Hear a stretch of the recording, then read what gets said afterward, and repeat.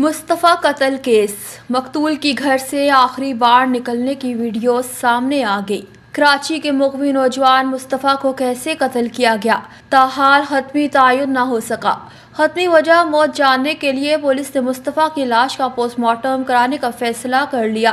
ताहम मकतूल के आखिरी बार घर से निकलने की CCTV फुटेज भी सामने आ गई। रिपोर्ट के मुताबिक शहर कायद में दोस्तों के हाथों दोस्त के सफाकाना कत्ल की तहकीकात जारी हैं।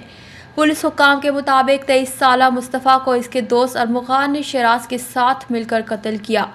कत्ल कैसे किया गया, इस हवाले से पोस्टमार्टम से मदद मिलेगी।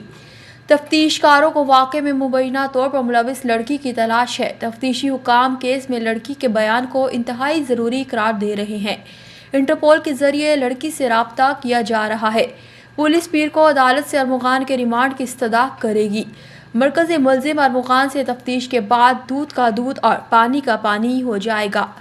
उधर मकतूल मुस्तफ़ा के आखिरी बार घर से निकलने की CCTV फुटेज सामने आ गई, जिसमें मुस्तफ़ा को काली गाड़ी में गली से गुजरते देखा जा सकता है।